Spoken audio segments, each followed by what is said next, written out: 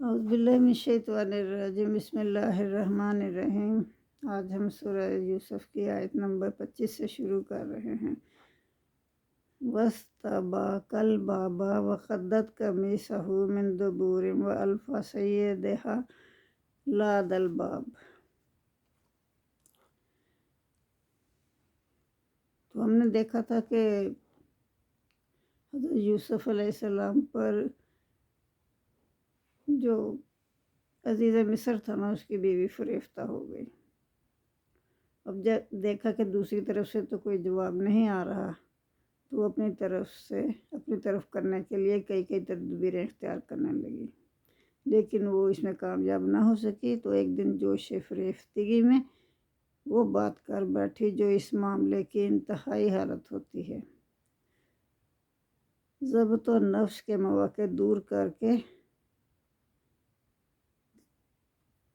طالب و مصر ہوئی۔ تو جب وہ اندر تھے تو اس نے دروازہ بند کر لیا، اور پھر وہ دونوں دروازے کی طرف دوڑے۔ آگے یوسف علیہ السلام تھے اور پیچھے زلیخا تھی۔ اس نے نا اس کے پیچھے سے قمیض پکڑ کے پھاڑ دی، کھینچی ہوگی، پھاڑ دی۔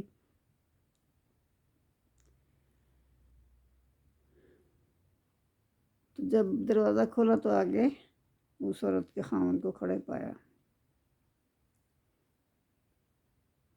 قالت ما جزاؤ، پھر بجائے شرمندہ ہونے کی فوراً اس نے نا بات پلٹی اور اس کو اپنے شوہر کو کہنے لگی کہ جو شخص تمہاری بیوی کے ساتھ برا ارادہ کرے تو اس کی کیا سزا ہو سکتی ہے۔ ما ارادہ بأہلک، من ارادہ بأہلک سوءا الا ان یسجن او عذاب علیم۔ تو اس کی سزا یہی ہو سکتی ہے کہ اس کو یا تو قید کر دیا جائے یا پھر سخت عذاب دیا جائے۔ خود ہی سزا بھی سنا دی اس نے۔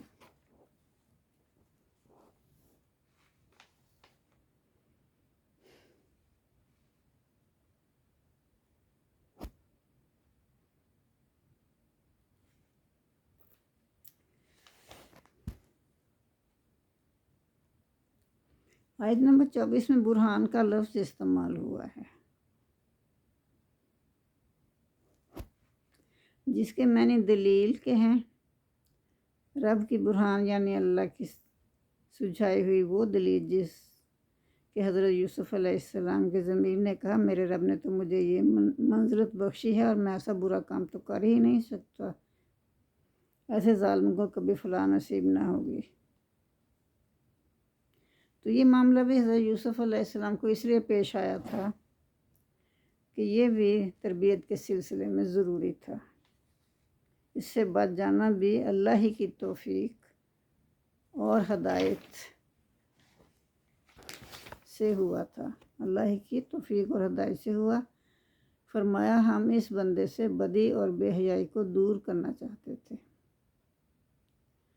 خصوصیت کے ساتھ اس تربیت کا انتظام کرنا، اس اخلاقی ماحول کو پیش نظر رکھنے سے بآسانی سمجھ میں آ جاتا ہے جو اس وقت مصری سوسائٹی کا طریقہ تھا۔ اس وقت کی مہذب مصر کے اونچے طبقوں کے جو آزادی تھی نا، آج کے اس دور کے مغربی یا مغرب زدہ طبقوں کی طرح ہی تھی۔ ہزاروں سال پہلے بھی یہی حال تھا۔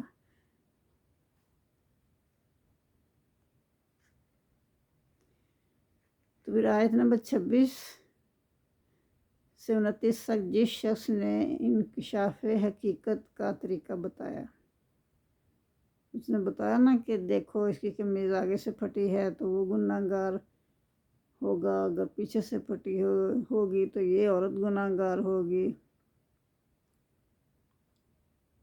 تو اس نے کرتا دیکھ کر ہی حقیقت کا ادراک کر لیا تھا اور حضرت یوسف علیہ السلام کی پاکی کی شہادت بھی دے دی تھی۔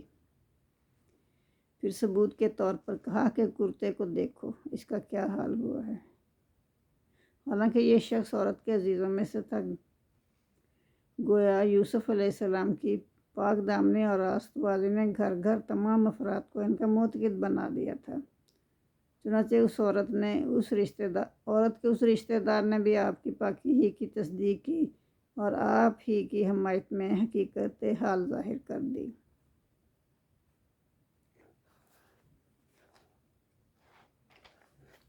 قالت ماں جزاؤ، کہنے لگی کیا سزا ہے، من ارادہ باہلک سوءا، جو شخص ارادہ کرے تیری بیوی کے ساتھ برائی کا، الا یسجنا، سوائے اس کی یہی سزا ہو سکتی ہے کہ اس کو یا تو قید کر لیا جائے یا او عذاب علیم، یا اس کو سخت عذاب دیا جائے۔ خود ہی اس عورت نے خود ہی اپنے پاس سے سزا بھی تجویز کر دی۔ کالا ہیا روادتنی، تو یوسف علیہ السلام نے فوراً کہا نہیں، اس نے ہی مجھے پھسلانا چاہا تھا، ان نفسی، میرے نفس سے،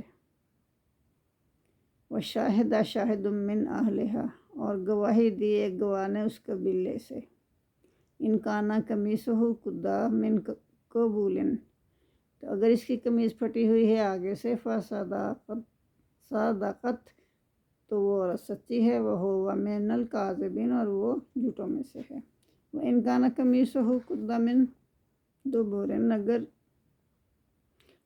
یہ قمیض اس کی پھٹی ہوئی ہو پیچھے سے، فَكَذَّبَتْ، ہوا تو پھر من الصادقین، تو پھر وہ جھوٹی ہے اور یوسف علیہ السلام سچوں میں سے ہیں۔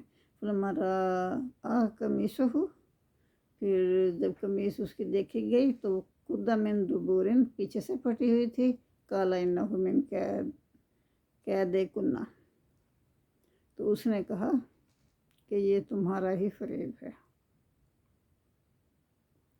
زلیخا کو کہا کہ یہ تمہارا ہی فریب ہے، ان کیدکن عظیم، بے شک تمہارے فریب بہت بڑے ہیں۔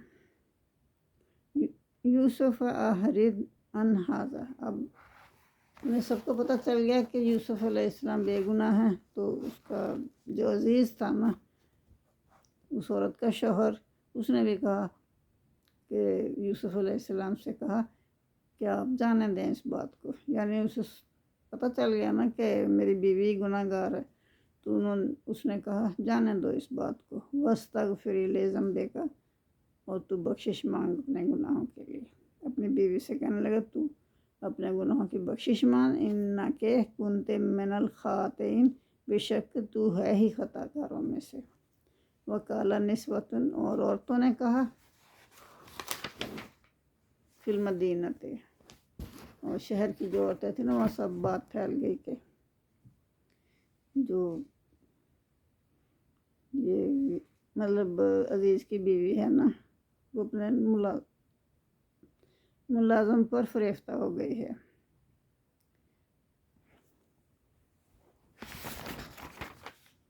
وقال نسوۃ فی المدینہ، اور شہر کی عورتوں نے کہا، امرأۃ العزیز، عزیز کی بیوی، تو راود فتاحا، اپنے غلام کو پھسلانا چاہتی ہے، ان نفس ہی، اس کے نفس سے، قد شغفہا حبا، وہ فریفتہ ہو گئی ہے اس کی محبت میں، یعنی وہ اس کی محبت میں گرفتار ہو گئی ہے، انا نراہا فی ضلال مبین، اور بے شک ہم دیکھتے ہیں اس کو کہ وہ سری گمراہی میں ہے۔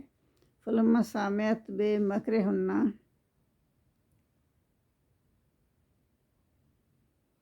پھر جب سنا اس عورت نے ان عورتوں کا مکر، یعنی اس نے دیکھا کہ جو عورتیں میرے اوپر الزام لگا رہی ہیں، تو اسے بڑا غصہ آیا نا زلیخا کو، تو اس نے کہا کہ میں نے دکھاتی ہوں کہ وہ ہے کیا چیز جس پہ میں فریفتہ ہوئی ہوں، کوئی ایسا ویسا شخص تو نہیں ہے وہ، اس کو تو دیکھ کے ہر کوئی اس کو فریفتہ ہو جائے، جو بھی ہو اس پہ فریفتہ ہو جائے۔ تو پھر اس نے نا اور سالت علیہن، اس نے نا دعوت بھیجی، دعوت کا پیغام بھیجا عورتوں کو، اپنے گھر دعوت پہ بلایا، وہ آتادت اور تیار کی، لاہنہ ان کے لیے، متقان ایک محفل تیار کی، وآتت کل واحدۃ منہن سکینہ وقالت اخرج علیہن۔ تو پھر اس نے سب عورتوں کو بلا لیا دعوت پہ، اور اس میں عمرہ اور روسا جو تھے نا، ان کی بڑے بڑے عہدیداروں کی بیگمات تھیں۔ ان عالی مرتبہ خواتین کے سامنے وہ اپنے محبوب نوجوان کو پیش کرتی ہے، اس کی جوانی دکھا کر انہیں قائل کرنے کی کوشش کرتی ہے کہ ایسے جوان پر میں نہ مر مٹی تو اور کیا کرتی۔ پھر انہوں نے بھی اپنے عمل سے اس کی تصدیق کر دی۔ کیسے تصدیق کر دی؟ وہی فریفتہ ہو گئی۔ پھر اس بھری محفل میں انہوں نے اپنے ہاتھ ہی کاٹ لیے۔ وہ حضرت یوسف علیہ السلام کو دیکھتے ہی رہ گئی اور کہنے لگی یہ تو کوئی انسان نہیں، فرشتہ ہے، اتنا خوبصورت انسان نہیں ہو سکتا۔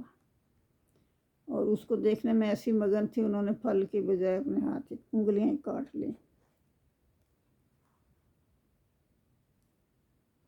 اور اس عورت نے بھی بھری محفل میں یہ بات تسلیم کر لی اور کوئی شرم محسوس نہ کی، اور کہا کہ یہ غلام اس کی ہوس کا کھلونا بننے پر راضی نہ ہوا تو اس کو قید میں ڈال دیا جائے گا۔ جو لوگ آج کے اس دور میں مغربی تہذیب کے اور جس آزادی کو اس 20ویں صدی کی ترقیات کا کرشمہ سمجھ رہے ہیں، انہیں یہ بھی معلوم ہونا چاہیے یہ کوئی نئی چیز نہیں ہے، یہ تو ہزاروں سال قبل مصر میں اسی شان کے ساتھ پائی جاتی تھی جیسے اس روشن زمانے میں موجود ہے۔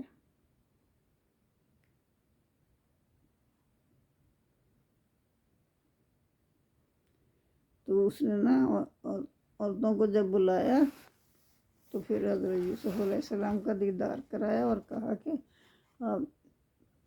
ان کے سامنے نکلا۔ وہ آ گئے تو انہوں نے نا فلما رأینہ اکبرنہ، عورتوں نے انہیں دیکھا تو ان کا رعب ان پر چھا گیا۔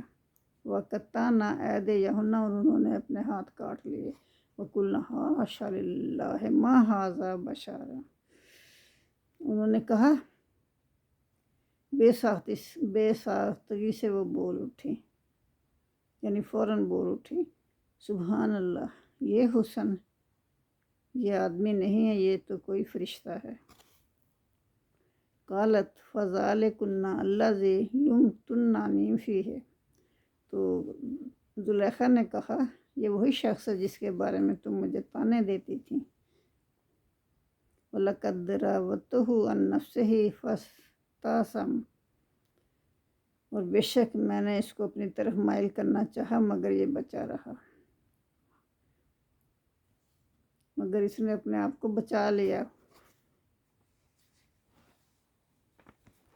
وَلَئِن لَّمْ يَفْعَلْ مَا أَمْرُهُ، تو میں اسے ابھی بھی یہ کہتی ہوں کہ اگر وہ میرا کہنا نہیں مانے گا، لا یسجنن، تو میں ضرور اسے قید کرا دوں گی، ولا یکون من الصاغرین، اور وہ ذلیلوں میں سے ہو جائے گا۔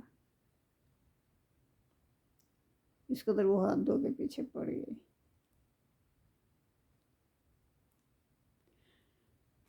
تو پھر اس کی بات یہ جب سنی تو حضرت یوسف علیہ السلام نے کہا، قال رب السجن احبو الیہ کہ مجھ پر تو قید جو ہے مجھے زیادہ پسند ہے بجائے اس کے کہ میں یہ کام کروں۔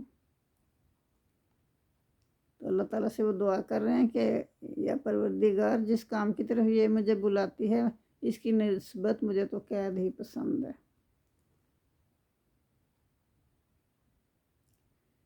قال رب السجن احب الی مما یدعوننی الیہ والی تصرف عنی کیدہن، اور اگر نہ تو نے اللہ تعالیٰ سے فرما رہے ہیں یوسف علیہ السلام اگر تو نے نہ پھیرا مجھ سے کیدہن ان کی فریب کو، ان کی تدبیروں کو، ان کی چالوں کو، اسبو لہن تو ہو سکتا ہے میں بھی ان کی طرف مائل ہو جاؤں، وَأَكُن مِّنَ الْجَاهِلِينَ اور میں جاہلوں میں سے ہو جاؤں۔ فَاسْتَجَابَ لَهُ رَبُّهُ تو پھر اللہ نے ان کی دعا قبول فرمائی۔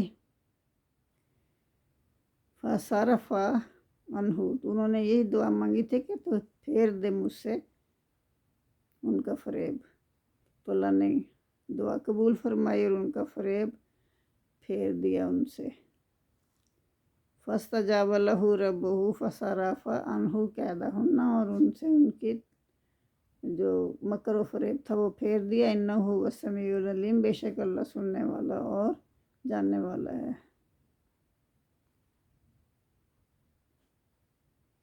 ثُمَّ بَدَا لَهُم مِّن بَعْدِ مَا رَأَوُا الْآيَاتِ لَيَسْجُنُنَّهُ حَتَّىٰ حِينٍ تو پھر یہ رائے ٹھہری، مطلب یہ بڑے بڑے جو لوگ تھے نا انہوں نے یہ سوچا کہ اس عورتوں کو تو سنبھالنا مشکل ہو گیا ہے،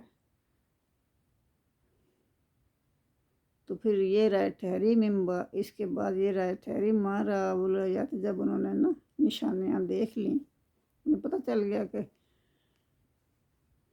حضرت یوسف علیہ السلام بالکل بے گناہ ہیں، تو پھر انہوں نے یہی سوچا کہ ان کو نہ قید ہی میں رکھا جائے تو زیادہ بہتر ہے، عورتیں بھی ذرا جو باغی ہو گئی ہیں نا وہ بھی ذرا سدھر جائیں گی۔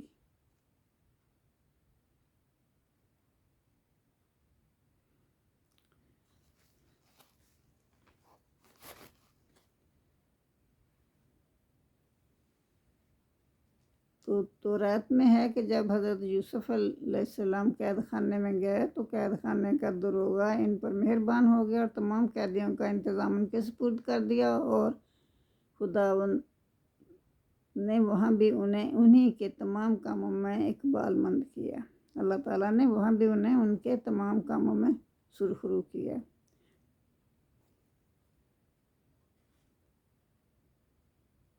تو آج کے لیے اتنا ہی کافی ہے، باقی کل کریں گے انشاءاللہ۔